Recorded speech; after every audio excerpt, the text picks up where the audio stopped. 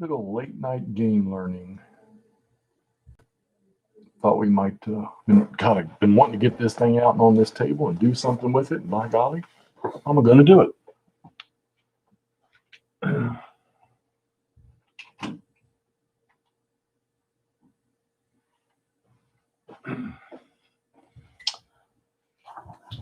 Might bore you. Maybe, maybe not. Can you hear me? Test 1, 2, 3. Anybody?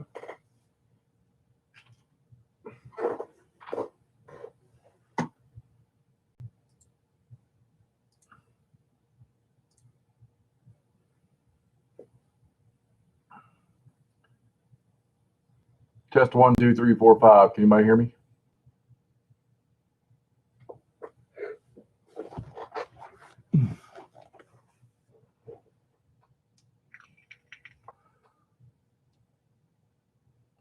All right. So I'm going to mess around here with tattered flags, try to learn how to do this. Like I said, I'll probably bore the hell out of you while I'm learning. I hope not to do a Callendale. This has only got a few pages to it in this rule book, so. But I want to see how this thing goes.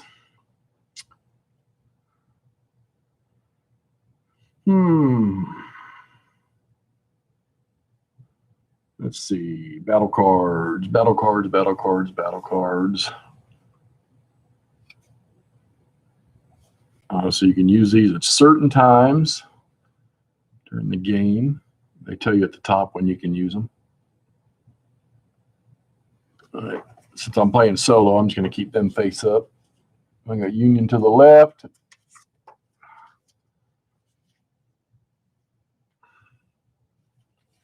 These are the Union cards. Play immediately prior to conducting any fire attack where at least half the firing stands are at a higher elevation than the target. All right, that's cool. Play immediately prior to conducting any actions. You designate one friendly unit that is not under a confusion order. They can either. Okay, all right. Pretty self-explanatory. I don't know why. I cannot tell if my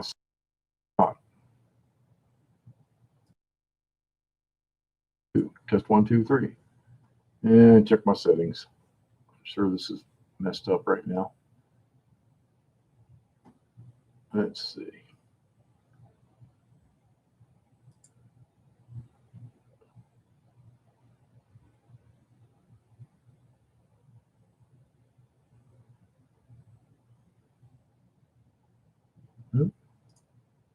All right.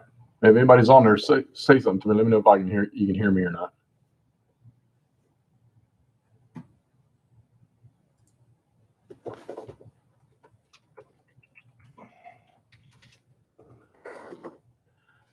Testing 1, 2, 3.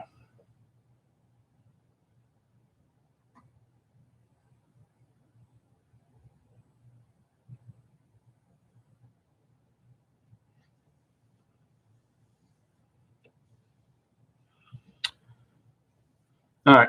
So anyhow, I'm getting ready to bring on Anderson's brigade here. We're going to play this Wheatfield scenario. The stone having to do with the stone wall here, which would be right, y'all. Union units sitting here. And the only thing about this thing I don't like is the color of the Union units and the color of the Confederate units. It's pretty much the same. And the only way really I can tell them apart is by reading what state they're from. So, but yeah, there's the Union deployment. That's pretty much specified by the scenario rules. Some artillery sitting back here. They are unlimbered and will have to be limbered to move. Apparently, units get action ratings by their qualification or by their, they have a rating. I can see that little sergeant stripe right there. Those guys can get 3 activations during a phase. Guys with bars get 4. So he would get 4. He would get 2. So 3, 3, 2, 3, 3, 2, 4 for this guy. Looks like most of the Confederates are 4s. All right. Anyhow, let's get this thing started. So the Confederates, oh, good job. We're going to come on the map here in a moment. Get it out of the way. All right. Your brigade leaders have a command range in this game. Where's Anderson? Anderson is 3 stars. And on the chart here, you see the chart, the command range right here. So Anderson's going to have a 6-inch command range, which means, oh, thanks, John. Appreciate it, man. So he's going to have 6 inches on the card here. And when you measure command, we'll use Detroit brand there. If it's across a rocky or a wooded area, it's half. So if your command range is 6, it would be 3 inches from any edge, and we'll do it like this, from any edge of the leader's counter, it would be 3 inches in rough or forested terrain. Other than that, depending on what his rank is, like I said, a 3-star would be 6 inches. It cannot pass through an enemy unit. So if there was a Confederate unit sitting here and you were trying to be in command of that one, that would be no good because there's a Confederate unit in the way there. All right, let's pick up some more of these rules here. John, I'm telling you, this is a learning thing right now. I just got this thing out of the bag, clipped it the other night, and I'm gonna set it up and go through it a little bit. So if I bore the daylights out of you and you run away, that's cool. I get it. Try not to do my Callendale impression. All right, so let's see. Artillery units are independent formations. They're not permanently assigned to any brigade. So they conduct actions. The unit must be assigned to an active brigade. All right, so for those cannons back there to be able to conduct any actions, they've got to be assigned to the only Union commander. This is a 1 brigade scenario, but he's got some of Burling's regiments attached to him for this fight. So these guys will be assigned to him.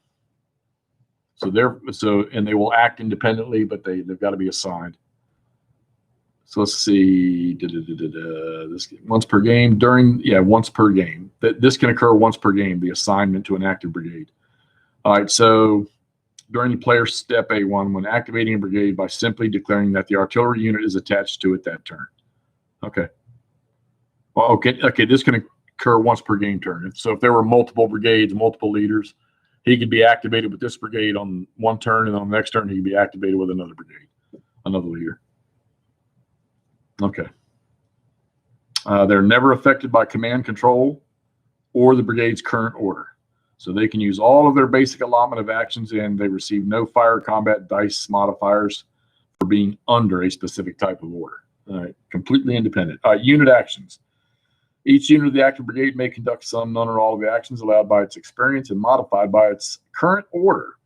During a player turn, each unit must complete all of its desired possible actions before the next unit begins conducting any of its actions. All right, so in an action procedure, each unbroken unit has a number of actions available to it. Each game turn as per its experience rating. So we're going to be bringing Anderson's boys on here, and we'll start with Georgia. We'll start with the 8th Georgia. I should get one of my Gettysburg books out and apply what they did. Good Lord knows I got enough of those with maps on them. Get off there. This is the first game I've ever owned with counters like this. So I kind of want to make sure these guys stay in command range, which shouldn't be too hard, even if they're in bad terrain. So if you were to go, yeah, this shouldn't be a problem. All right. All right, so let's get these guys. Types of actions. Move each. These guys are going to be in attack mode. They're coming right into the fight. So Anderson thus is marked. You can't see him. He's marked with an attack chit. When everybody in his brigade is done doing all their activations, you slide this over. It says that he's activated. I guess that means he's done. So we'll see them arrive here in just a second. All right, they can move. Each move action a unit performs allows it to move up to the distance listed on the movement distances table based on that unit's formation. Note that there are detrimental effects for moving through some terrain types, as the terrain effects on the movement table say so. Where is my terrain effects table? I know I was just looking at it. There she is. All right, so there's the terrain effects table right there. Pretty simple. Get that where I can see it. Who's messaging me? Too late at night to be taking text messages. All right, so movement obstacle type is you have light, none, other terrain. You have heavy, which is rocky woods. So all of this stuff here would be heavy. All this rocky woods. This would be considered light. The boggy stuff here. What else we got? The Wheatfield. There's none here. Stone wall is considered light. Okay. No, what else we got? Steep hill causes disorder. So this stuff here represents going up a steep grade, which makes sense. You ever been to the Stony Hill in Gettysburg? Let's see. Stream is light. Yeah, we got, that's not Willoughby, I don't think. So we got, looks like we got a stream with a fork here in the middle of it. And of course, the infamous Wheatfield. Everybody knows that. What else we got here? Looks like contour line has no effect. Buildings are considered light. Are there any buildings? Yeah, over here at the Rose Farm. That's really about it. And the orchard. Orchard is also considered light. And I don't see any just straight woods. I guess that's what they're calling orchards, or just your straight woods hexes. Okay. And how about a fence? A fence is also considered light. All right. Well, let's get this party started. So I think I have to restructure these regiments to all be, let's see, New Jersey. Yeah, these guys may not be toe-to-toe with each other here, but we'll get them in there just like that. All right. All right, so move limits. Maximum number of move actions a unit can take during any single game turn is limited by its order. Fire combat. Each unit can only initiate a maximum of one offensive attack per game turn, but multiple fire combat actions may be pumped into that one offensive fire attack for added effect. Okay. So the first fire combat action used allows the unit to conduct its offensive fire attack that game turn against up to 2 eligible enemy target units. Before that attack is resolved, for each additional fire combat action, that unit uses an extra fire die. An extra fire die is rolled for that offensive fire attack. All right. So an example, a unit spends all 3 of its actions that game turn conducting fire combat. Its offensive fire attack initiated with the first fire combat action would therefore throw 2 additional fire dice gained by adding in the second. Okay, so if he's got 3 actions, which this unit right here would have 3 actions, if he chooses to use all of his actions to fire, he'll be rolling 3 dice. Yeah, he'll throw 2 additional dice, but that will use up all of his actions. This is like playing miniatures with cardboard counters. Maybe I should get me some Civil War miniatures and use them instead. I think I got some in a box back there somewhere. I know I got some cavalry back there. Let's see, a unit can change its facing or formation. Change formation action allows the unit to make one adjustment of its formation or facing. So they can use one of their action points to change formation or to change their facing. They can reorganize. Let's see, reorganize action allows the unit to do one of the following: reduce its disorder level by 1, remove a gone to ground marker. Gone to ground, I'm sure, means hit the deck. Let's see, or they can roll once on the recovery table in order to attempt to recover losses. Interesting. All right, formations. You got battle line. Let's see. You got battle line, which can be bent by using a change formation marker, but it may not move. A bent. Where is a bent marker? Am I missing something here? Let's see. Let me get these things out of here so we can use them as we need them.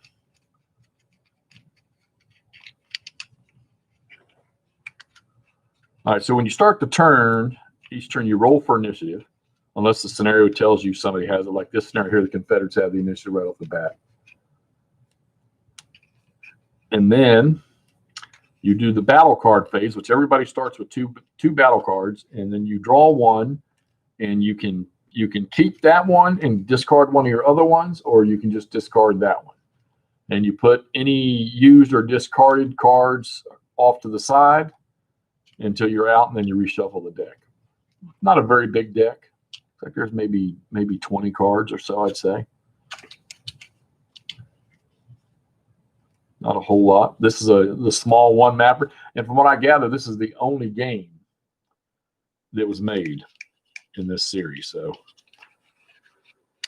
get these chits out here so I can use them.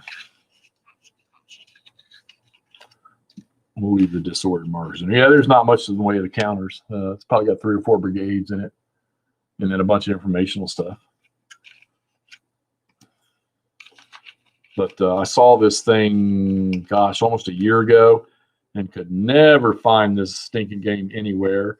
Or when did find it, somebody wanted an arm and a leg for it, and a buddy of mine went and made a trade and got this thing for me. I told him, don't sell your soul for it. All right, so let's see. That's fire combat. Okay, so we got column for infantry or cavalry unit can deploy its formation by placing stands in contact, one behind the other. Okay, so a column formation would be like that, right? You can't see it, my bad. Would be units back to back like that. That represents them being in column. All right. Let's see. Okay, a battle line can be bent. So what they're saying by a battle line, so if these 2 units were here, you can bend the battle line like that, where the units are still touching, or you can bend them like that. Okay, so that's what that means. So I guess, you're trying to maintain regimental control here by keeping everybody side by side. All right, what else did they got? Oh, let's see. And actually, a battle line can be bent by using a change formation action, but it may not move while bent. Oh, okay, I get it. All right, so your regiments, breakdown of your regiment, they got to stay together while they're playing this. And I need to clean up this one counter. It's driving me crazy. Got a little rough edge on it here.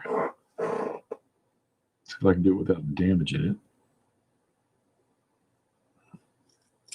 There we go.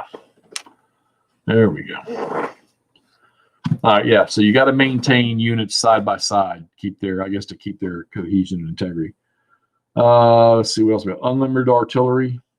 An artillery unit is deployed in this formation to fire its guns. Its battery's 2 stands are deployed in this formation by placing its stands in contact with each other.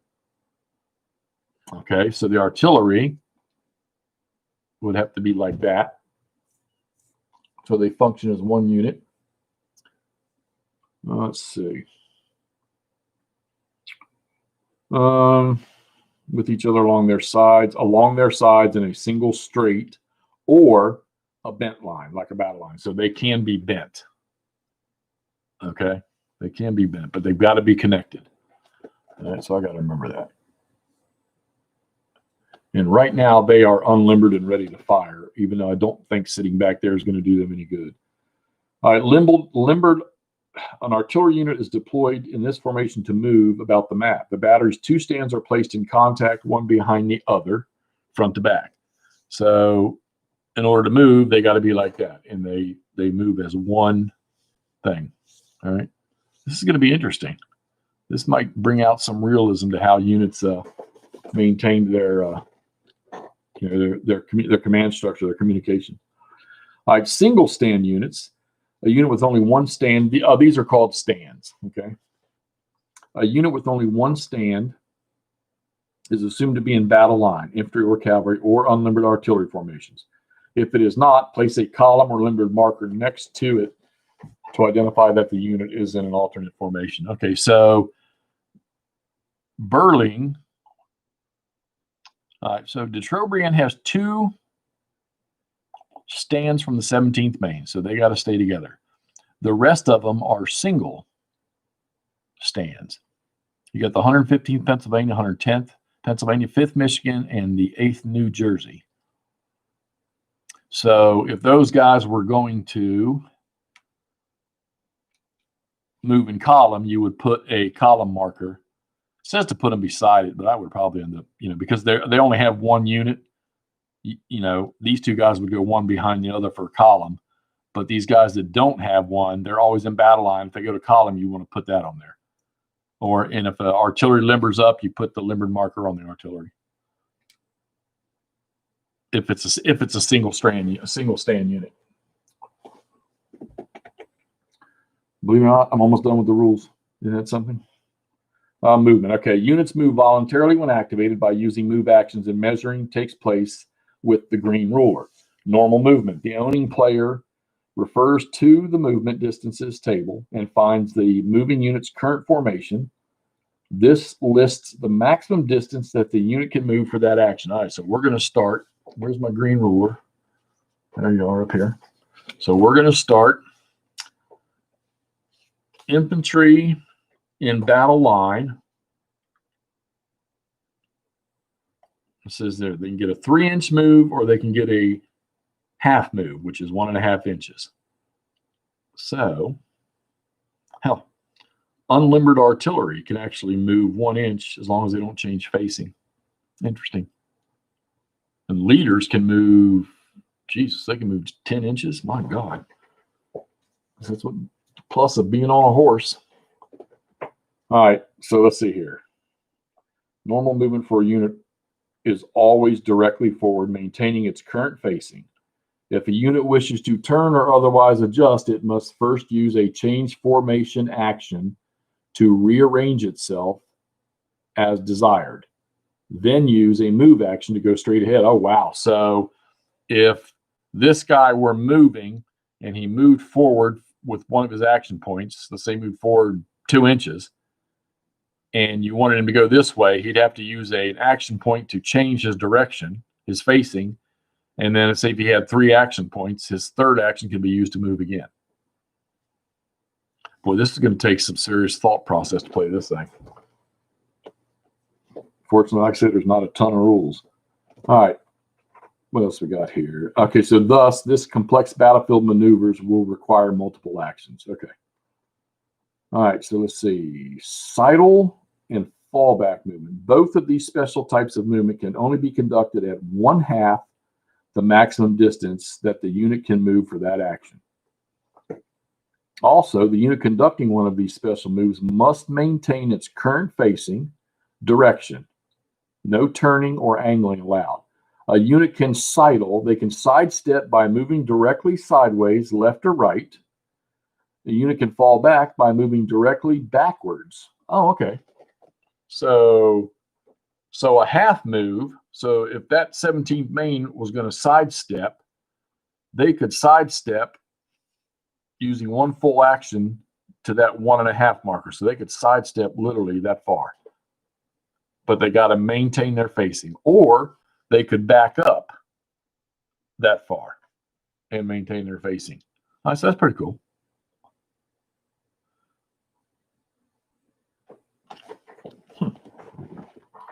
All right.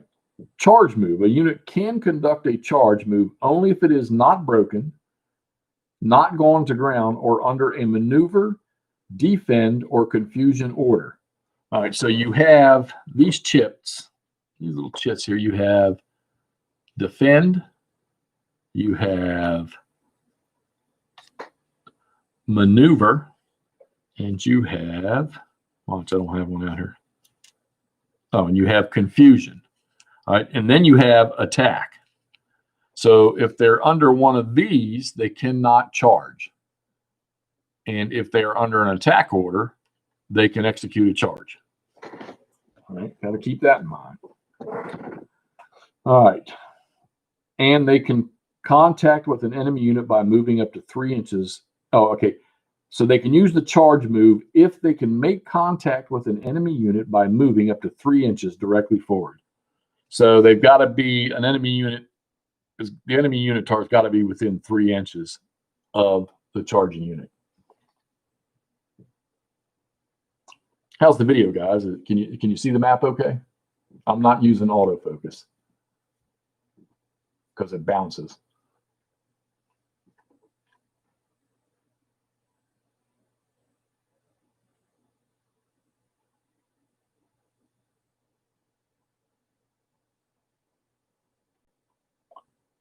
All right. Hindrances. A unit conducting a charge move still suffers normal movement disorder penalties for terrain advanced through, and that unit must stop upon contact with an enemy unit. Limit. A unit can only conduct one charge move per game turn, unless otherwise instructed by a battle card. All right. All right, so example. Union regiment in the previous illustration is in command, has an experience rating of seasoned, giving it 3 actions, and its brigade order is attack. With its first action, it advances toward a southern regiment defending the stone wall. With its second action, the Union player wants to make a charge, move, and initiate bayonet combat. Wow. After seeing the results of that, the Union player must use the third action to help recover his own devastated unit or pour point-blank fire on the Confederates and try to finish them off. Wow. So if you have a 3-step unit, you can move, charge, and then at the end of the charge, use your third action point to either recover your unit or to fire at point-blank range into the enemy that you charged. So that would be, okay, so you've moved, your bayonets are fixed, you run in and charge, there's no fire combat, you do the melee, and then you either, with the third action point, you either recover or you fire. Interesting. All right, so units under defend and confusion orders are limited to only one move action each turn when activated. All right, so if they got a defend or a confusion marker on them, they can only execute. So it doesn't matter how many active action points they have, they can only execute one movement type action when they're activated. Units under attack orders may perform up to 2 movement type actions each turn when activated, and these may be the same or different types of movement. Interesting. So, okay, so the different actions again are move, fire combat, change formation, or reorganize. But what qualifies as a move? Okay, so move action, normal movement, sidle and fallback movement, and charge. All right, so those are your 4 types of movement. They are just normal movement, sidle and fallback movement. That's 2 and 3, and then charge move. So those are your 4 movement methods. Okay, that's cool. So change formation and facing is not considered part of movement. So it would be So it would be a completely separate function. Interesting. All right, so let's make sure I got that right. If you're under defend or confusion, you can only execute one movement action when you're activated each turn. If you are under attack orders, you can execute 2 movements. So I get it now. So they would have to, so they could move forward, then they could shift sideways or sidle, and then that would be it. Or they could move forward, and then for the second one, they could charge. All right, fair enough. That's pretty simple. Let's see. So the example that they give, let's see it. Therefore, a unit with an attack order could sidle and then make a normal move in the same turn. Okay. Units with a maneuver order are not limited to the number of move actions they can make each turn. So if you are under a maneuver order, which is an order to move from one point to another, and you have 3 action points, you can use all 3 in that phase to move. So, which if you were moving straight ahead, you could just go 1 move, 2 move, 3 move. All right. A unit's move is always strictly affected by crossing terrain features on the map. So if any portion of a stand in that unit touches a terrain feature that affects movement at any point during a move, that terrain's effect is applied to that unit at the conclusion of that move action. So this is, what do we say? This is Rocky Woods. It's heavy. So that means, now let's see. All right. Okay, so units moving through affecting terrain at their full movement rate increase their disorder level by 1 for light obstacles or by 2 for heavy obstacles. This disorder penalty is applied at the end of each move action in which that unit moves. Wow. Well, the Confederates aren't going to, they're not going to have any choice because their entry area is nothing but that rocky stuff. So, all right. At the end of each move and action in which that unit moves through the affecting terrain. Okay, if multiple types of terrain are moved through, only the single worst disorder penalty is charged. Okay. If a unit is at disorder level 4 and receives a disorder result, one of its stands must take 1 casualty per unsatisfied disorder result exceeding disorder level 4. Now, what I don't see is, how do you mark casualties? Is there some chart that I need out? Because I don't see one. Let's see. Maybe there's one in the back of the book here. No, there's no chart. And I don't see any number markers in the, I see disorder, but I don't see any, here we got broken, shaken. Well, I don't see any. Interesting. There's got to be a way to do it, or they wouldn't put it in here. Yeah, well, we'll find out as we go. All right, let's see.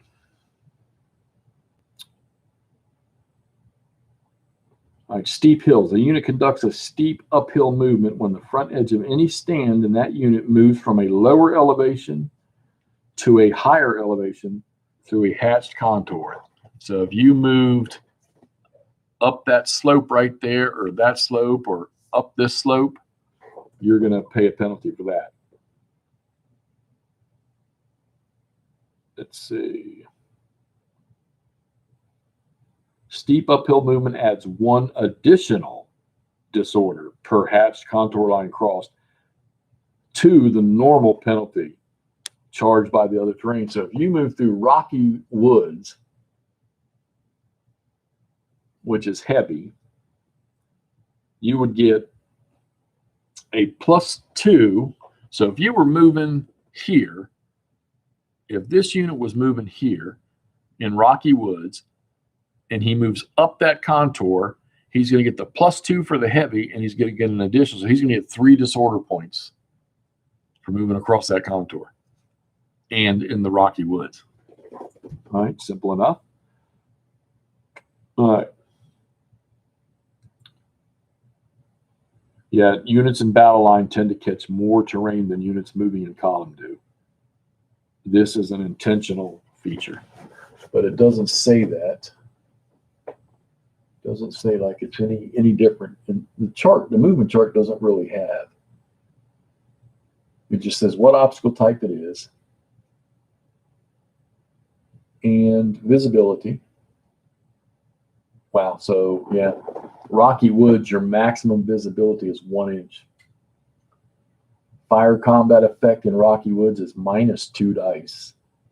Jesus, how many dice am I going to need for this?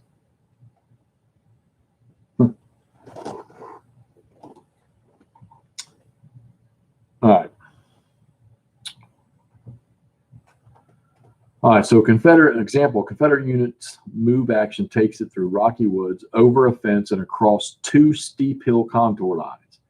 It is only charged 2 disorders for the single most difficult terrain affecting the 1 move action, rocky woods, ignoring the fence, plus 2 additional disorders for each of the contours they went up. Okay. Wow.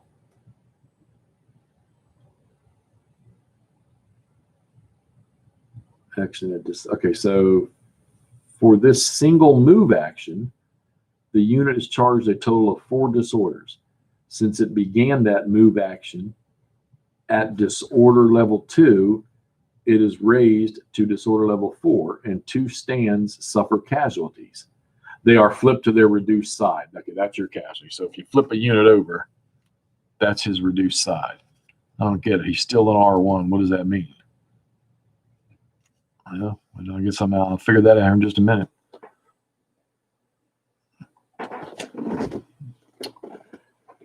All right, reordering the line. If a unit moves half or less, so that would be for units that sidle or fall back, this means moving 1/4 or less of its maximum movement for that action. Okay, all right, so if you use half of your movement range of normal movement, or half of the sidle or fallback, which would actually be 1/4 of that maximum movement for that action, the disorder penalty for that move action is reduced by 1 disorder. Okay, so if you were in the Rocky Woods here and you could sidle 1.5 inches, but you only moved 3/4 of an inch, it wouldn't be 2 disorders, it would only be 1. All right. So that is reordering the line. Okay, passage of lines.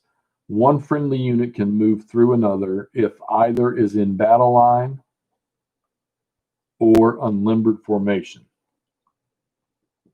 Okay. 1 friendly unit can move through another if either is in battle line or unlimbered. Okay, so if you had 2 units in column, the 1 unit could not move through the other one. All right, I get it. Or mounted cavalry, I guess. Units cannot stack. Right, that's simple enough. Moving unit status. Units that are in a bent battle line or have gone to ground cannot be moved voluntarily. They can be forced to move by a morale test or a battle card. An unlimbered artillery unit can only perform 1 move action per turn. Did not know that. So unlimbered, unlimbered artillery. All right, okay. A unit in column or limbered formation cannot move through another friendly unit that is also in column or limbered. Okay. Formation, except while withdrawing or retreating. All right. I'm going to have to cut one of these cards down to make it a little smaller. Enemy units. Enemy units cannot be moved through. They can only be contacted with a charge. All right, an enemy leader that is contacted by a friendly unit is instantly picked up and placed directly behind the nearest enemy unit. Okay. And so that leader is touching the back end of one. Okay, so your leaders have got to be touching. Oh, so he's got to be with one of them. So he probably wants to be here with the 8th New York. I get it. I get it. That means he's with these guys. Okay. Let's see. Good. Off-map unit. A unit may temporarily spill over the edge of the map while moving, but it can't end its turn. Okay, so you could be on the edge of the map move, but you got to end your move completely on the map. All right. Almost done. Actually, movement's pretty tough. All right, withdrawal, retreat, suffer the normal penalty while off the map. Yeah. All right, let's see. Reorganize, reinforcing it. They may also permanently leave the map to meet the scenario victory conditions. Okay, so there may be victory conditions where the units need to exit the map. All right, so leader movement. Leaders move at any time while their brigade is active. Leaders are not units, therefore they do not have a formation or facing. They ignore all terrain penalties. They can stack with friendly units and do not block or otherwise affect those units. Okay. So this is what stacking means. I'm sure they don't mean this. So if he's with a unit, with that unit, he'll be like that. Okay. I get it. All right. Let's see. Facing and formation. The unit uses the change formation action, which is not considered movement per se, and is never affected by terrain disruptions. All right. To adjust its formation and or reorient its facing. So you could change your facing inside the rocky woods. You could change your facing using one of your action points, and you don't suffer any disorder from it. Okay. Let's see. All of the stands in a unit must remain in contact with each other, at all times along their edges, or when their formation is bent at their corners. Okay. So they either have to be like this, or they can be touching at the corners like that. But they always have to be in contact with all of the elements of their regiment. Yeah, this game I didn't even look at what the measurement of the hexes were in this game. They are 50 yards to the inch. Yeah. Yeah. So what do they got here? 2. I wonder if that means 200 men, 100 men. Interesting. Yeah, this is going to be fun. Let's see. Each time a unit uses a change formation action, it can make one of the adjustments listed below. Oh, I get it. I get it. So the 17th Maine has those 3 stripes. They get 3 actions, but that means all of them. So they function as an entire unit. So when Anderson comes on here, the 69th Georgia or 59th Georgia, he has 3 regiments. So they would get 3 action points. I mean, he has 3 units stand, so they would get 3 action points. So they would all move together, or you move and then you bow this guy back. There's an action, and then I'm sure firing will cost an action too. So, all right, this is all coming together. All right, line, column, and limber infantry and cavalry units alternate between battle, line, column, while artillery can switch between unlimbered and limbered.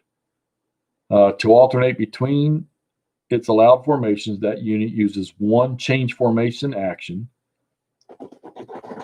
There's a great little player aid card right here that I should probably look at, huh? Let's see. Yeah, it has it all broken down on this card here. If you're in attack mode, how many movement actions, can you do a charge, what your recovery die roll is, everything's on there. Let's see, movement distances for infantry is 2 inch per action. Column is 3. If they're in battle line is 2. Charge is 3 inch. Sidle or fallback is a half of a move. Leaders are 10 inches per turn always. Limbered is 6 inches. Unlimbered is 1. Wow, it looks like you could almost play this game right off this card. And of course, the backside has some fire combat and opportunity fire stuff. Close quarters combat. I would assume that would be the melee. And then they have your morale test table on the back. Okay. Dice roll modifiers. Yeah, this is going to be an interesting game. God, I wish somebody would have. Imagine playing this like the full game of Gettysburg at this scale. Wouldn't that be interesting? All 3 days, all what? 150 some thousand men. Okay. Let's see. All right. So, and if desired, the units facing may be okay. So if you change formation, you can freely change their facing during that change. Okay. All right. So when changing formation from column or limbered to battle line or unlimbered, excuse me, a unit's stands are lined up horizontally on either side of the stand at the front of that column in equal numbers on both sides. All right. A unit's stands are lined up horizontally on either side of the stand at the front of that column. Okay, in equal numbers. So if Anderson's 59th Georgia here is moving, and you're going to go from column into battle line, you would move them out, since he has three, one to each side. That's how you would deploy them. So I imagine if you had four, one side would get the odd one. But for those guys, it would be one to each side. All right, cool. Cool. Let's see. All right. When changing from battle line or unlimbered to column or limbered, determine the stand at the center of the unit's line. It is the owning player's choice between the two, if there's like four, I guess. And place the other stands in that unit behind the center stand. Okay. So if Anderson was in battle line and you wanted to go to column, these two units would fall back behind the one that was in the center. And then off they go. Okay. All right, changing facing, rotation, or spin. To alter a unit's facing, spin an unbent unit on that unit's geometric center point to the desired new direction. Ah, there we go. So if Anderson wants to change facing, or if the 59th Georgia wants to change facing, you center on that point and you spin the entire regiment. All right. So, for example, their 17th Maine is on that stone wall. If you suddenly wanted them to change where everybody could fire towards that road, you'd have to center on the center point right there, and you'd have to, if you just pivoted like that, which would put them in a mess. Okay. Here we go. Yeah, regimental integrity, trying to keep everybody under command, which, you know, they did. They fought in their, what are there, 2D blinds during the Civil War. So, okay. Unit must be under, let's see where we're at here. All right. This is not a pin. So we are aware that units did not pinwheel on a battlefield, but wheeled instead. Quite simply, a pinwheel is much easier to explain to new players and functions satisfactorily during gameplay. So to bend or straighten the line, a multi-stand unit in battle line formation uses this action to bend the end stands. Any single or, see, that doesn't make, I mean, because you would think that these units here could spin out like that on that apex down there. I mean, come on, the 20th Maine did it from an apex. You would think they would be able to do that. But I guess what they're saying is so you would spin on the center to get facing the direction you wanted to face, and then you would execute a move. Might take some getting used to, at least that part of it anyhow. Because you would think they could gate out. Well, I don't know, maybe they got a rule for that here. Haven't gotten there yet. All right, bent units cannot move voluntarily. All right, so any single or group of stands that are entirely to one side of the stand at the center of the unit's line, the owning player's choice between the two center stands if that unit has an even number of stands in its line, and thus extend its facing to more than one direction. Okay. All right. any single or group of stands that are entirely to the side of the stand at the center. Yeah, but that's if you have 3. All right. So okay. Bent units cannot move voluntarily. A player wishing to move a bent unit must first use an action to restore it to a formation. Oh, okay. So these guys, this regiment would not be able to move because they have that. So if you wanted them to move, you have to spend a point to get them back into the formation, and then you could move. Well, they're looking after everything in this game. All right. Let's see if they can move. Let's see. Action to restore it to a formation. Okay. Note that a bent unit forced to charge, withdraw, or retreat automatically unbends and snaps back into a straight column or battle line before conducting that forced move. So, like, I guess if you draw a card that says, uh-oh, this unit has to charge the first enemy it sees, and they're like this, the card allows them to not cost anything. They automatically straighten out their line and then execute their charge. All right. I know y'all love to see me just start playing this thing, but I got to pick up these rules first. And since they're not that long, I thought maybe I'd just do it live and try to answer any questions as we went. All right, refusing a flank is achieved by simply bending the end stands forward or backward, making sure that the stand, stands that stay in touch with each other at some point. So the threat of the advancing Confederate battle line formation from the west convinces the Union players to use an action to change formation and bend the end stand of his unit's battle line as shown. Okay. All right, so refusing the line is accomplished by spending an action to restoring the line. Okay, so you can bend the line, or as we call in GBACW, refuse it, or you can restore it. All right, easy enough. Irregular formation is used to bend up to every stand in that unit so that they conform to the natural contours of one or more terrain features at the unit's location. Okay, so let's say that, these guys, we'll use Anderson again. All right, now they're saying the contour. Let me make sure I got that right.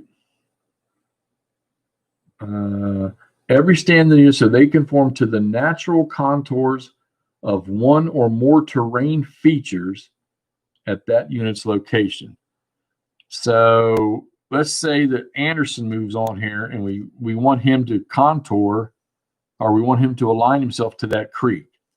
So you can, as long as they stay in contact, you can do an irregular formation, all right, to meet the contour of that creek. Okay. For such a small set of rules, they are covering quite a lot. I've been at this now for what? Almost an hour? Whoa. All right. Returning to formation happens when an irregular formation is changed into a column or limbered formation by using the requisite actions. All right. Note that an irregular formation cannot return directly back into a battle line. Control of the unit must be reestablished first by organizing it into a column or a limbered formation. And oh, wow. So if you do put somebody into an irregular formation, you cannot spend an action point to go back into their battle line. They have to go to column first and then go back into battle line. So that sounds to me like 2 points. Wow. All right, voluntarily go to ground. This ought to be interesting. So to make a unit with a defend order less vulnerable, only a defend order, less vulnerable to enemy fire, it can be commanded to go to ground. Simply place a gone to ground marker with that unit. All right, a unit must be under a defend order to perform this action. Okay. All right. So orders. A unit under maneuver order may conduct one free formation change. Okay, so all right, so that answers that. So if these guys are under a maneuver order, all right, and they're chugging along using all three of their activations, so they can do, let's see, one free formation change. So they could literally change. Okay, so they could be here, and you change them into a maneuver order, so they can freely go to column and then execute all three of their actions moving.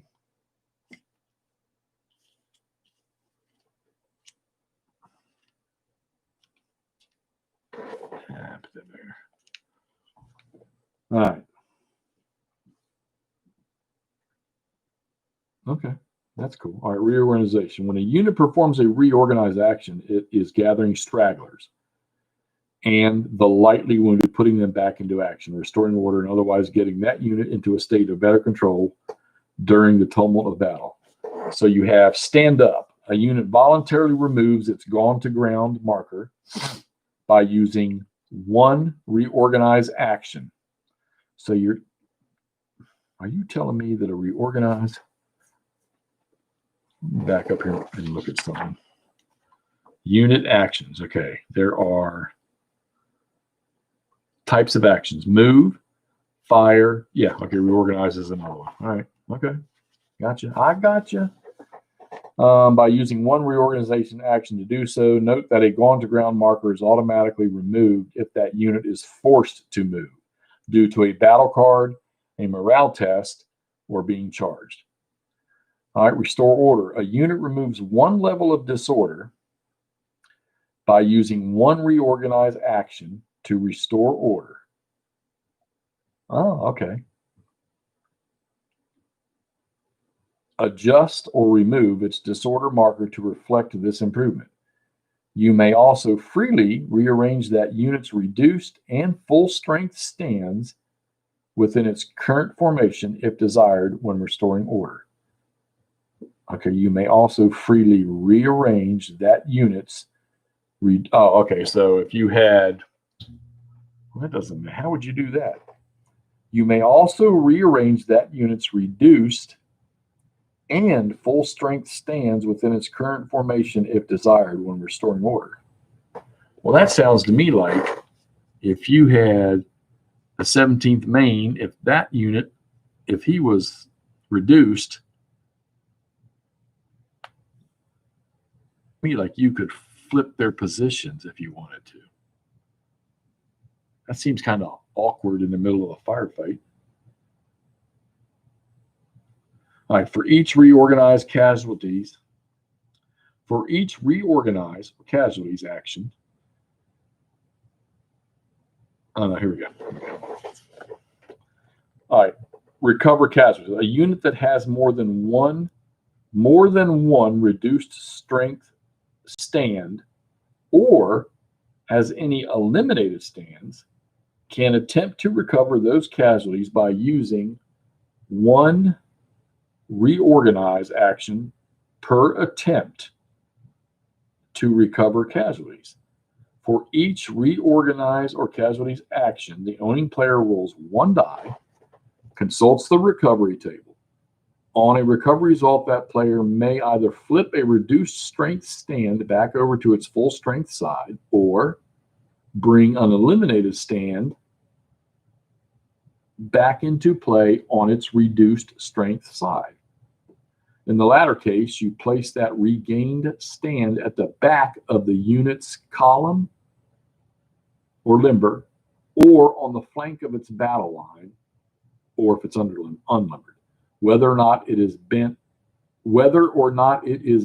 in some way.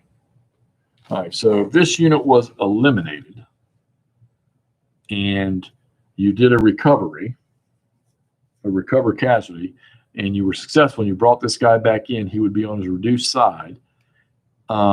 If they were in column, you would put him in column behind him. If they're in battle line, you would put him on the flank, on one of the flanks.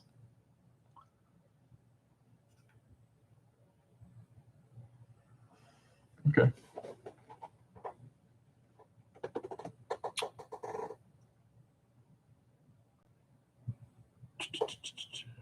Okay, let's see.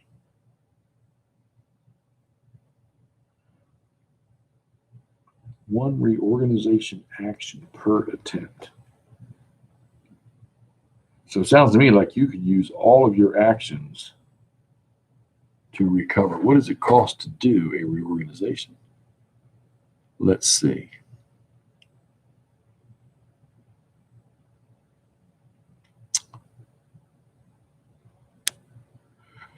Let's see. I don't see it. Recovery. On a roll of on a roll of 1, 2, 3, or 4, there's no effect. On a roll of 5 or 6, it works. Die roll modifiers, they're -2. Unit is eligible to receive a fire attack at battle or point blank range. Important.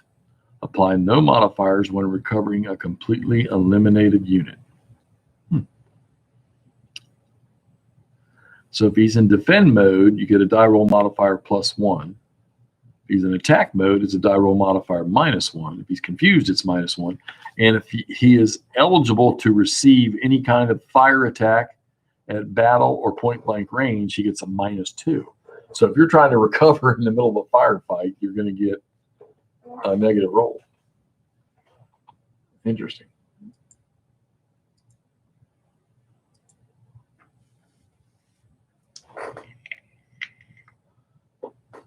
All right. Let's see. All right. On a recovery result, the player might have flip or reduce strength. Okay, reduce that back. Column. Okay.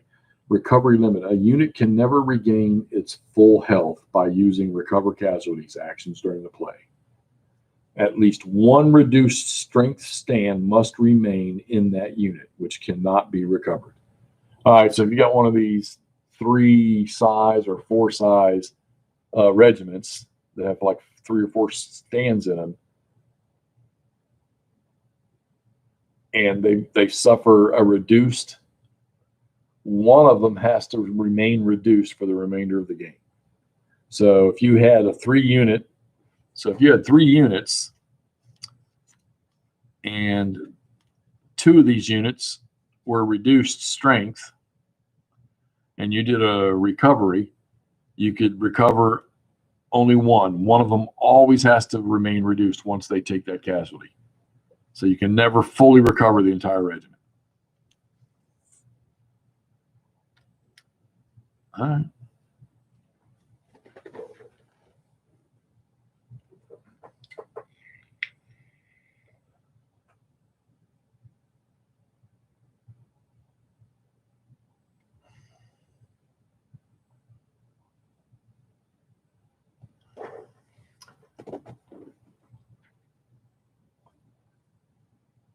Okay. Eliminated units. Non-artillery units whose last stand is eliminated can still be reorganized by using recover casualty actions. In fact, while wiped off the map, this is the only type of action they can perform. No die roll modifiers apply to a recovery roll in this case. Wow. So if you lose all the stands of a regiment, you can still recover them. All right, so upon elimination, the owning player places that unit on the turn record track 2 turns ahead of the current turn.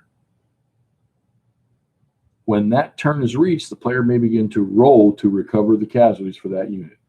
Artillery units cannot recover casualties once completely eliminated. The first successful recovered stand is placed by the owning player anywhere off map in a friendly deployment zone, or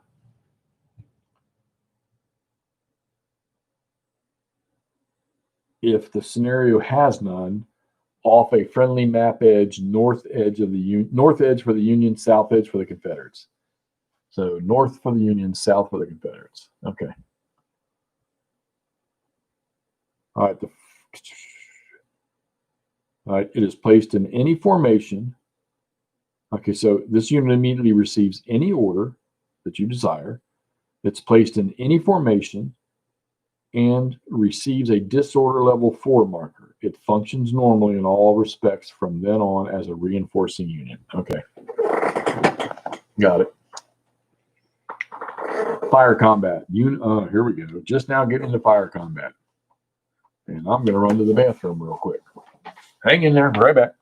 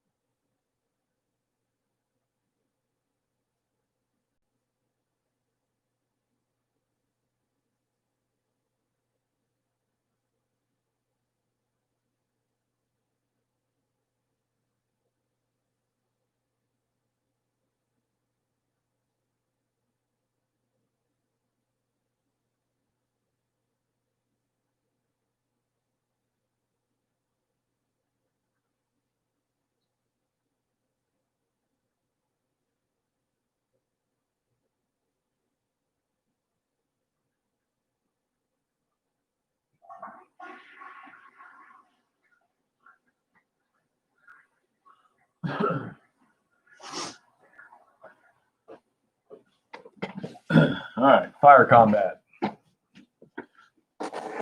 Oh, man. Drink here.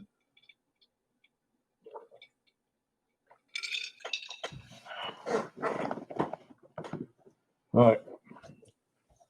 Units can shoot at each other on the battlefield, representing the disciplined discharge of their weaponry, i.e. muskets and cannons. All right, a unit uses one fire combat action to shoot at enemy units with a fire attack. And additional fire combat actions may be used to increase the deadliness of that attack. That's what we talked about earlier, where you could just fire one time, but use all your points, all your action points to add extra dice roll to that fire, which I haven't quite figured out yet, where the damage is. Sure, there's another chart around here somewhere I got to look at.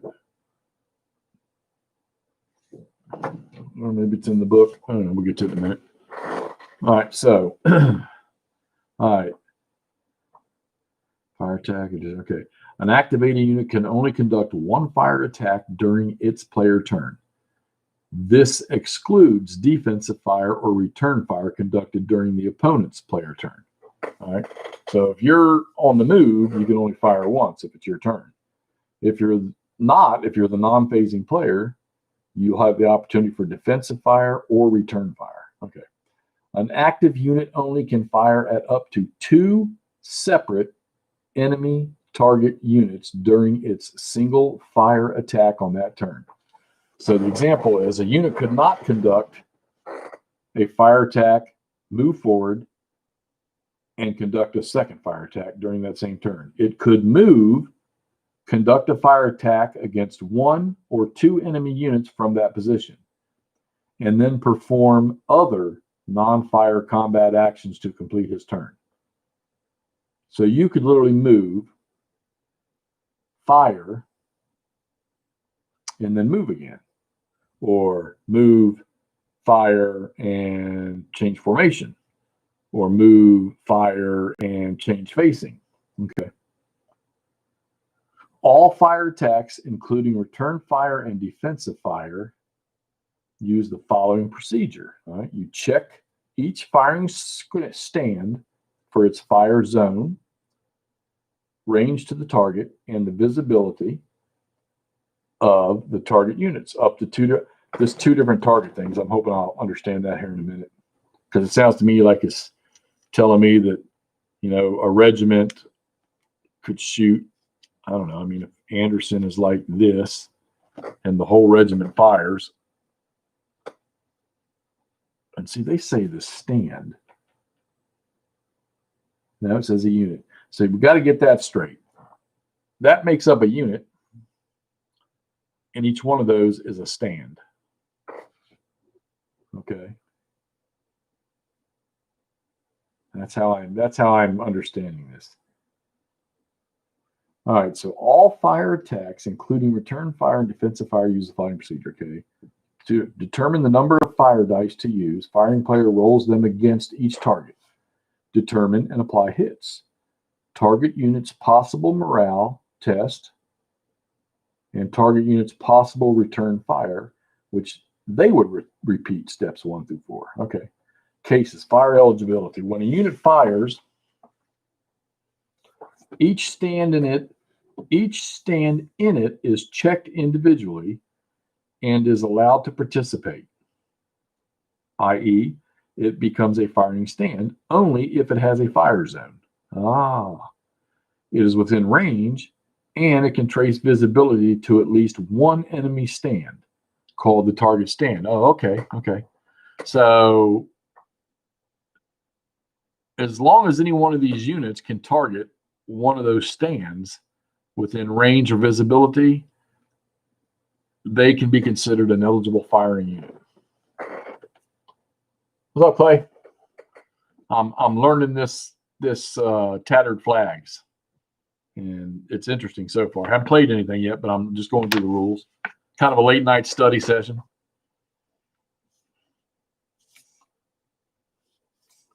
How about you? What are you doing?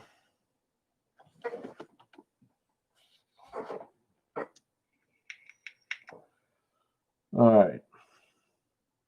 Each firing stand's designated target stand must be the nearest eligible of the enemy stands. Okay. All right. So the fire zone, to be an eligible target stand, it must fall into the firing stand's fire zone, which is that 45-degree angle. So let's put him here. Oh, you know what? When you posted those about the maps earlier, I saw the game boxes. I do know those games.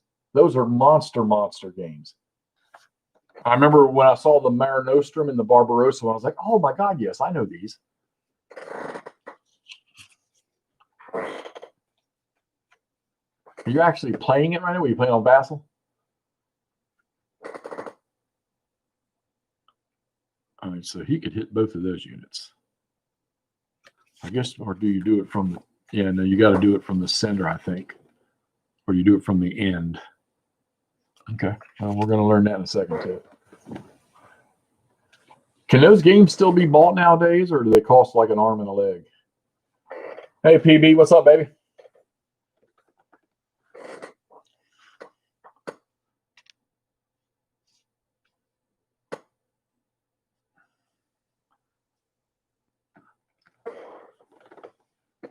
Which one you playing, Clay?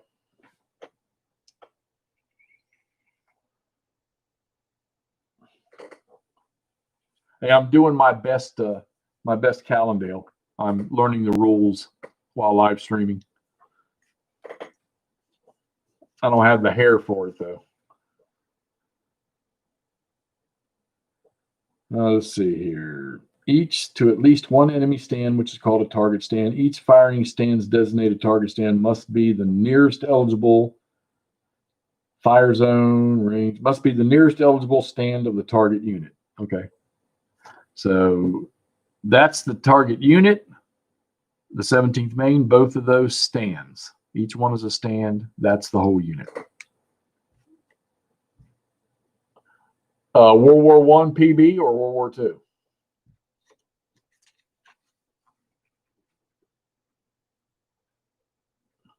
Oh, man.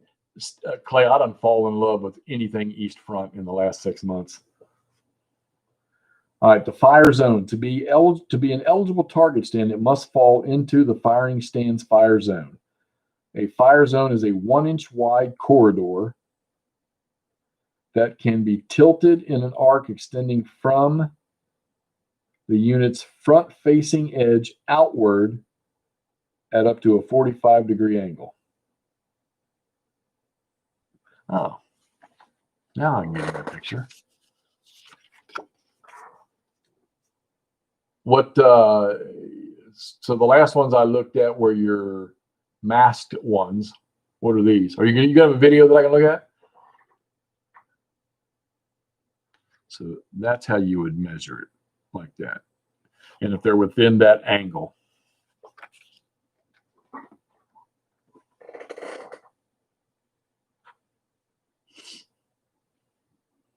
All right, we're to the last couple pages.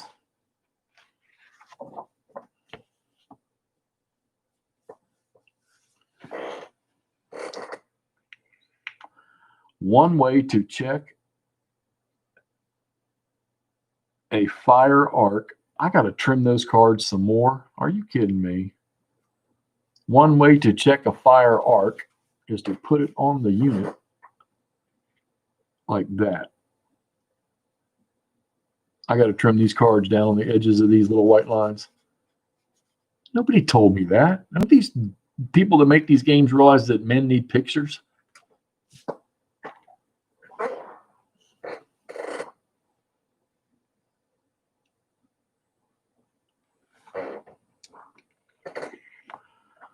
All right, so range. The range of a fire attack is determined by measuring the shortest distance between the firing and target stands.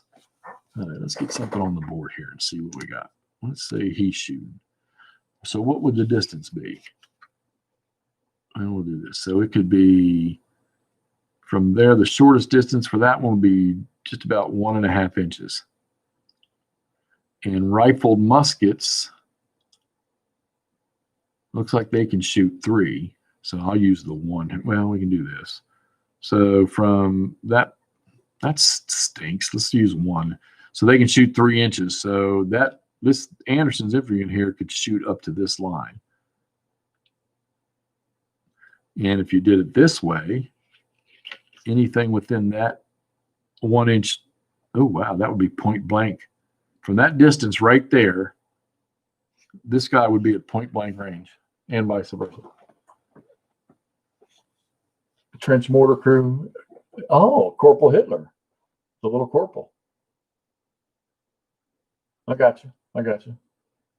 You're going to film them after you paint them, aren't you? Or put some photos up somewhere. I like looking at that stuff, man. And I will tell you this: I actually have painted for years. I just go through phases where I don't paint, and plus the vision keeps getting worse. I have to wear one of them damn helmets with a magnifying glass on it. And I just haven't done it in a long, long time. I kind of like to do the, was it 172 scale stuff?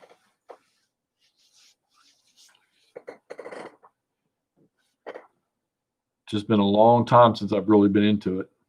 Matter of fact, I think I threw out $3,000 worth of paint and stuff last year sometime. Tried to give it to one of my neighbors for their craft stuff. Don't know what I was thinking. All right, so let's see. Fire attack is conducted at one of 3 ranges: point blank, battle, and extreme. All right, so an extreme range for a rifled musket is 5 inches. Wow. Artillery battle range for smoothbores is 8 inches. Point blank for both artillery and rifled muskets is 3 inches. And wait, that doesn't make sense. 2-inch rifled muskets. Oh, okay. Point blank, all artillery is 3 inches. Battle range for rifled muskets is 3 inches. And point blank range for rifled muskets is 1 inch. Okay.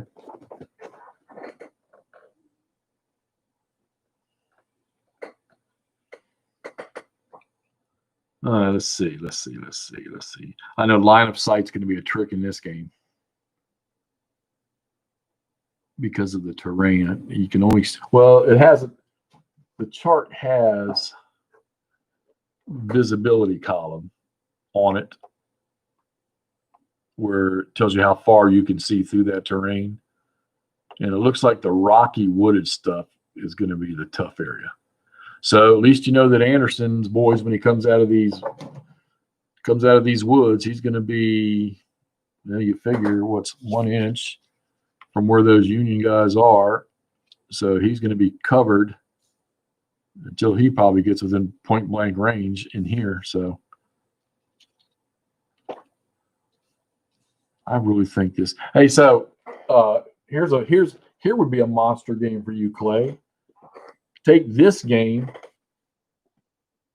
and turn it into the entire Battle of Gettysburg.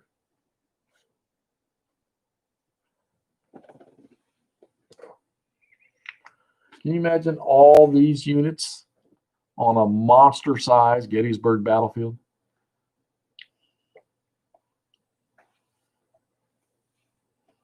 And then using a ruler to move everything. That would bring whole new meaning to the regiment. All right, ranges are, see, wait a minute, back here. Fire combat is prohibited beyond extreme fire range. Okay. Visibility to be an eligible target stand. Some portion of it must be visible to the firing stand target. Okay, we know how that works. See, key concept. Where there's no terrain blocking visibility, the distance that a stand can see is unlimited. Now, you know what? I know darn well that I got dice. Okay. I don't think I need to discuss much of that one. Elevation. Let's see. Relative height, contours, blah, blah. Oh, yeah, I know you would. No doubt in my mind. I would try to figure out how, but I'd have to play it in sections. I'm trying to figure out how many maps, because these are 1 inch on this map is 50 yards. And I think Terrible Swift Sword was 100 yards. And I think 3 Days of Gettysburg is 100, is it like 120? So you figure those games are 3 or 4 map Gettysburg games. At 50 yards, it would turn that thing into an 8 map game. It would be awesome though. I got to admit that. And truthfully, I think it might even create more realism. Yeah. Yeah. It would create more realism, I think, trying to keep these little regimental stands all aligned and connected. I think that would be a trip. But it does have one plus. There's no stacking.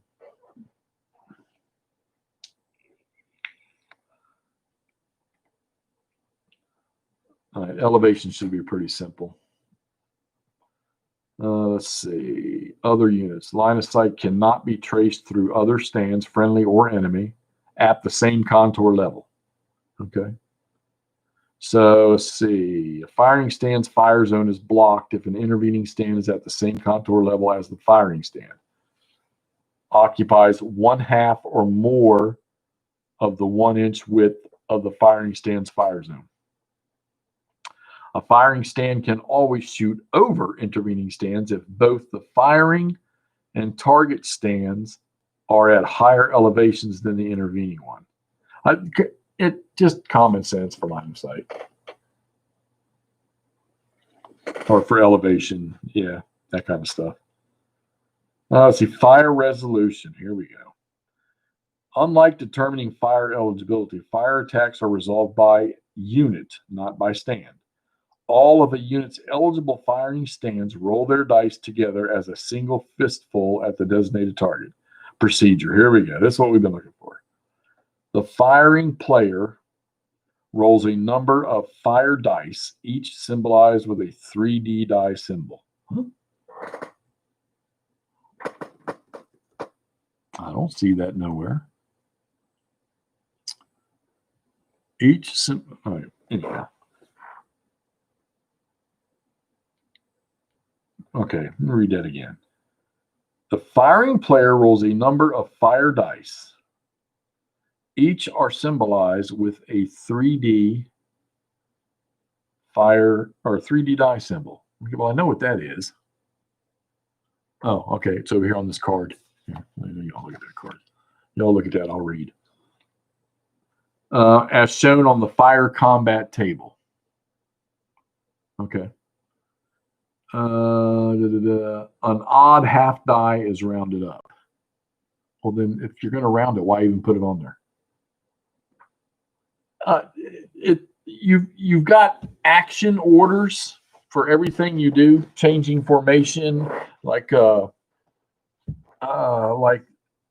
this regiment, the 59th Georgia, they have those 3 like an up-down sergeant stripes on for that veterancy. They get 3 action points in their phase, and it's broken down. You have movement, facing formation, reorganization, and fire combat.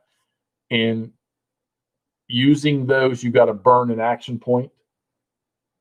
And to, like, if you were in battle line and you wanted to change to column formation, it would cost you 1 action point. And then if you were moving forward, that would cost an action point. You can move forward twice, that would take 2. So you burn an action point for everything you do, and then there's a couple things that you don't get charged an action point to do. But like you can actually, if you had 3 action points, you could move straight ahead. Then you could bayonet charge on the second action point. And then after you did your bayonet charge, you could do a reorganization of your line, or you could fire at point blank range into the enemy you just meleeed with on your third action point. So that's. So there's not an order system like GBACW or LOB or something like that. But you have 4 modes. Oh, that was good. And those are your 4 modes: maneuver, defend, confusion, which I think is involuntary, and then you have attack. So, I mean, I guess it does have some form of you have command, your leader, like that's Detrobrian right there. He has a range depending on how many stars he gets. Like, he's got 2 stars. So everybody here is considered under his command for this game. They have to be within 4 inches of him to function normally.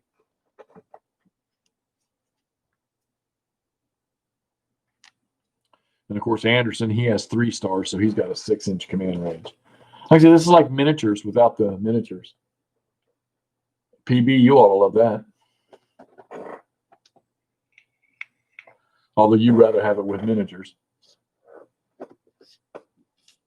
And then you have disorder. They go from disorder 1 through disorder 4. And then once they hit disorder, if they go above disorder 4, they go to a reduced strength, which is red. And if they go beyond that, they're eliminated, but you can recover them and bring them back into the game. The units that are part of the same regiment, like the 17th Maine, they have to be connected at all times. They can either be connected, they can be bent, they can be in column, but they always have to be connected, which is kind of cool. All right, so let's see here. The number of fire dice thrown is adjusted for all applicable firing and target unit conditions. Okay. Those are your modifiers, I guess. All hits rolled are then applied to the target unit by its owning player. Okay. So to hit at point blank range with a smoothbore or a rifled is a 5 or a 6. At battle range, you got to roll a 6. Interesting. For battle range for artillery, you got to roll a 6. That's from 8 inches to 12 inches. Huh. This is the first card game I've ever played on my own. I mean, it's the first card game I've ever owned, except for the Napoleonic Wars that somebody gave me. It's got these cards that you draw at the start, and you play them at certain points in your turn. Hey, that stuff is showing up not backwards to you all, right? Because it's backwards to me.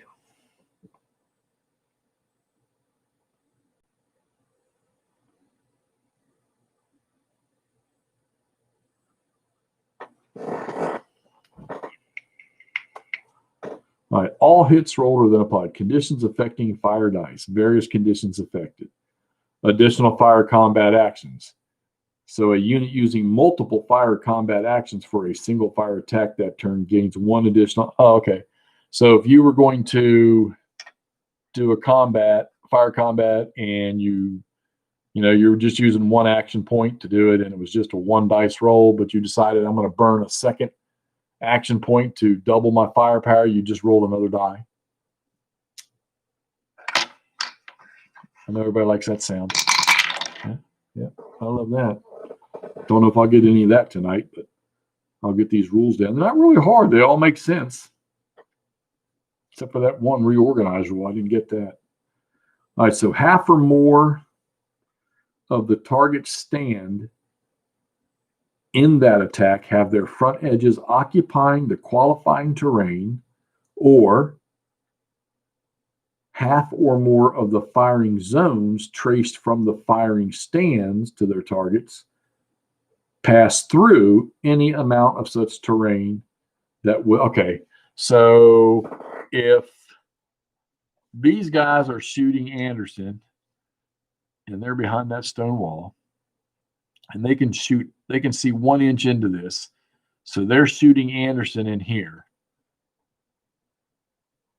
and all of them are going through, they're going to get a modifier for their die roll because of this terrain here. So if Anderson was sitting like this across that stone wall and these guys were firing at him from here, most of him is outside of that terrain. Yeah, that'll be something to sort of feel my way through as I'm playing it. Because, you're so used to a hex-based game, hey, that's woods in that entire hex, even if it's just a little speckle of woods. All right, in order to derive cover from a linear obstacle, half or more of the target must be in direct contact with that feature. So shooting into the 17th main from over here, they are in full contact with that stone wall. So they would get that benefit. All right, so if the final total of fire dice in a fire attack is less than 1, 1 dice is rolled. And the to-hit number is always a 6, regardless of range. And the target unit does not have to take a morale test. All right, so if you get reduced to below 1 dice because of modifiers, you'll always get to roll 1 dice, but you have to roll a 6, and your enemy that you're shooting at does not have to roll for morale.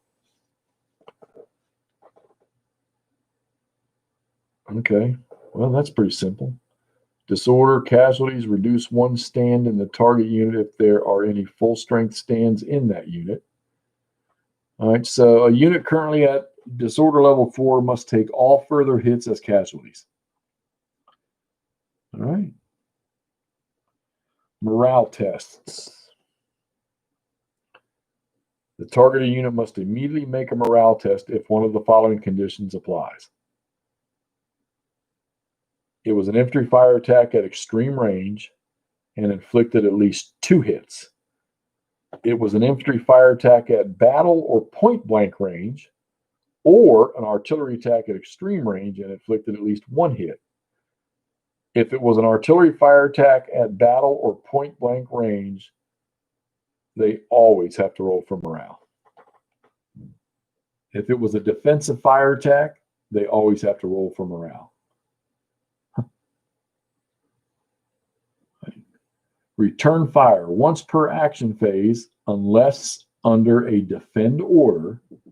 An inactive unit that did not receive a broken result from a fire combat morale test can immediately interrupt the active player and conduct a free return fire combat action back at the active unit.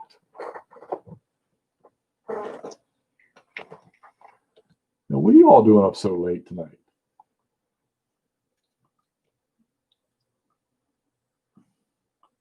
All right, so let me read that again.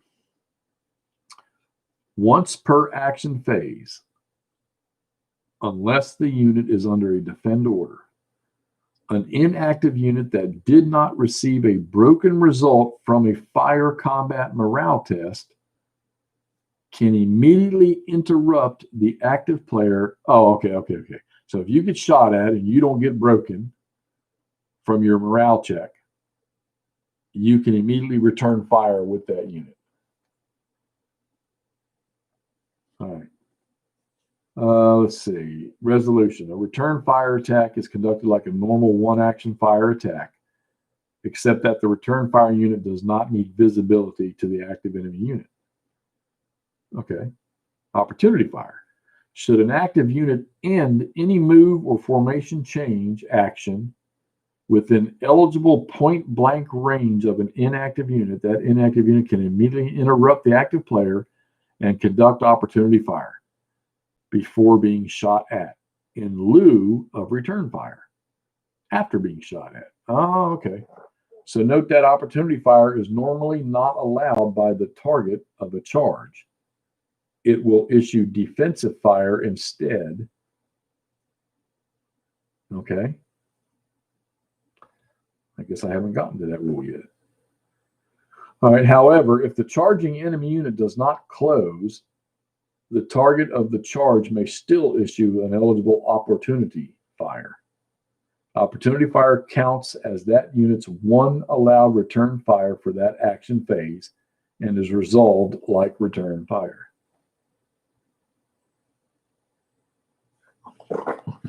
Yeah, I went back. I posted my turn 8 of Day of Days. I played that when I got home tonight.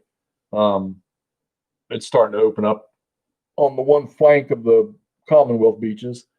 They're starting to break out, but Panzer Lehr, their entire freaking division came on and chewed up most of 7th Armored that tried to advance.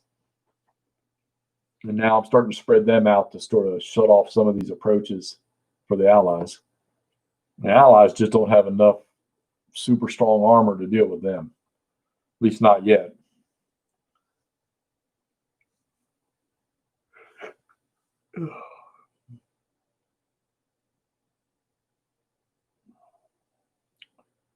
All right, defense orders. Inactive units and artillery batteries can only conduct one return or opportunity fire attack per action phase, with the exception of units under a defend order. Units under a defend order may perform an unlimited number of return or opportunity fire attacks, but they can't issue both opportunity fire and return fire at the same enemy unit. Oh, wow. So they could literally fire at everything. Let's see, opportunity fire is the price the active unit pays for putting on a parade in front of an inactive enemy unit. Note that opportunity fire is less effective than return fire, but has the advantage of preemption. Okay. All right. What's there? Okay. Multiple targets. A firing unit may divide its firing stands between up to 2. Oh, okay. I get it now. Up to 2 eligible enemy units per fire attack. Each firing stand can still only fire at one enemy target stand per fire attack and determines its fire attack separately against its designated target. All right. Bonuses and penalties for the attacking unit apply to both fire attacks. The conditions for each targeted unit are determined separately. All right, let me go back and read this. A firing unit may divide its firing stands between up to 2 eligible enemy units per fire attack. Each firing stand can still only fire at one enemy target stand per fire attack. Okay, so what that's saying is let's say this guy and this guy and this guy. All right, so they are shooting. So this whole unit's firing. So these two could be firing at this unit, and this guy's firing at that unit. All right, easy enough. It's gonna be another one of those things that I'll mess up. We do what we do, Clay. No matter what time it is.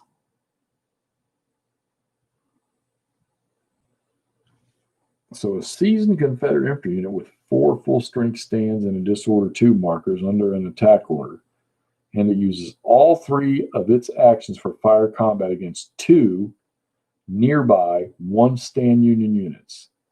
The 2 left side Confederate stands are eligible to fire at the first Union unit and declare to do so. All of the Confederate stands are eligible to fire at the second Union unit, which is in the Rocky Woods train, but only the 2 right side stands remain to be fired. And those 2 are declared to do so at the second unit. Okay. Gotcha.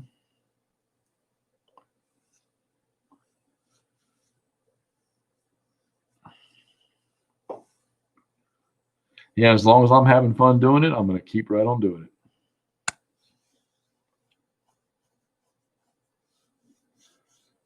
All right, but I think I'm going to call this right here before I get into the hand-to-hand combat phase. And since I'm old, I'm going to go hit the sack. I don't know. I've got Atlantic Wall, and I've got The Greatest Day. Atlantic Wall's not punched yet. You saw Highway to the Right and Skirmisher 1 magazine. I can't believe the price I got on that Skirmisher 1 magazine. Hey, Al, I got to get over and check out some of your commentary, man. I haven't watched the last couple nights. I need to see what else you're doing.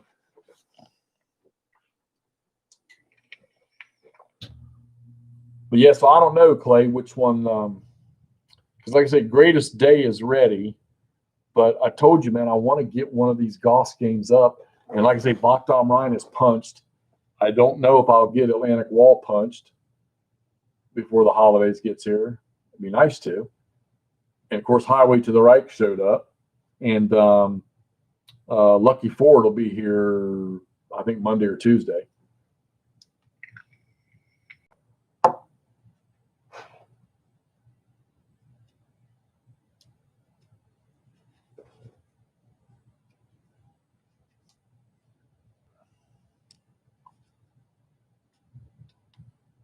Yeah, I'm sure I will. Just after the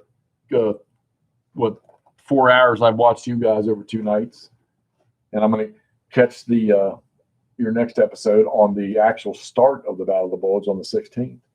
I'm going to watch that too, and that ought to just about prime me to play. Matter of fact, I pulled the box out. It's sitting over there on my kitchen counter for Bachdam Rhine. I've had that a long time, and I pulled the box out, and everything's nice and punched and put in there. I realized the damn one of the box corners is torn. All right, dude. We'll talk to you later.